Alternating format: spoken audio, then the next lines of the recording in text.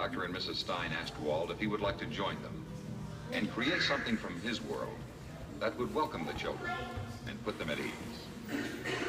The most natural person in the world for Walt to assign to such a project was Mary Blair, one of his finest artists.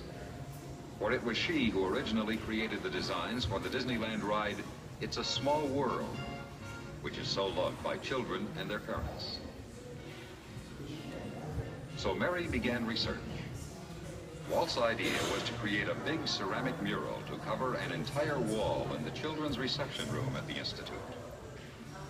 The theme was to be the same as the one for the Small World ride, Children of Many Lands.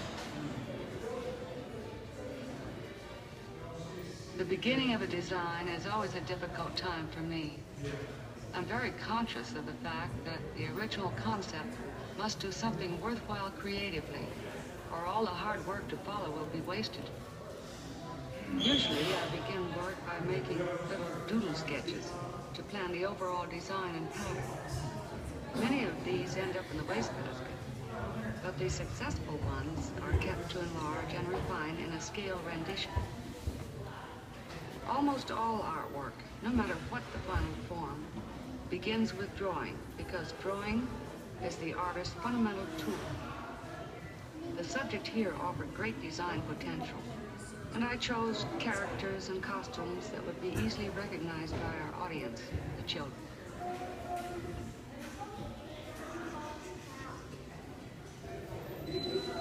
Now her drawings took on life and color as she made final illustrations of the new children of other lands in their native costumes.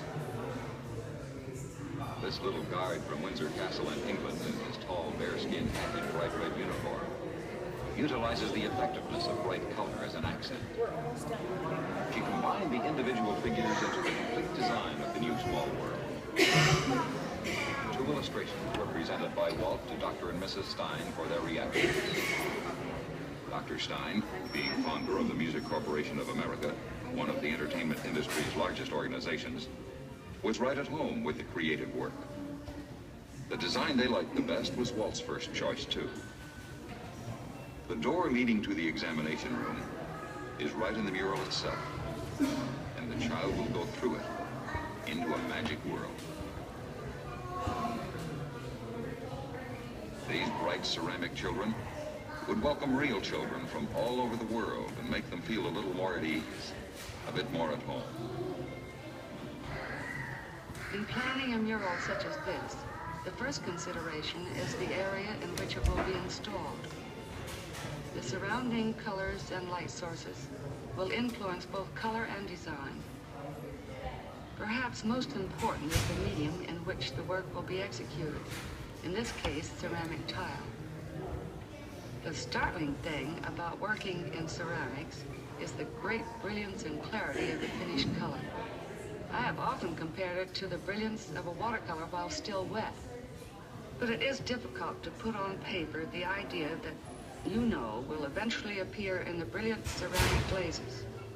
And the artist must keep his concept clearly in his mind as he designs.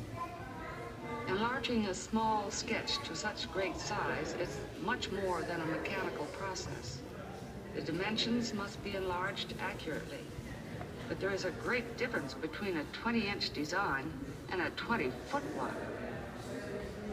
The large expansion becomes an original work in itself, and the creative processes must continue right through to its completion. Now we all moved ahead with confidence to the creative painting.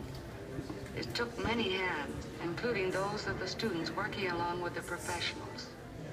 There has never been a better way to learn a difficult art or craft such as this, and throughout history, many great artists and craftsmen have surrounded themselves with students and apprentices. Actually, we painted with colors we couldn't see, because the dull glaze materials must be fired before the brilliant colors appear. The painting itself is difficult, too, with many unusual techniques.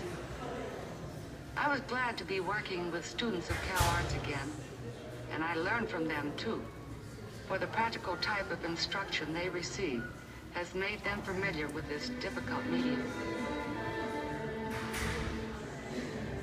The The minute the long firing was over and the tiles assembled, Walt and the Steins came to see the completed work.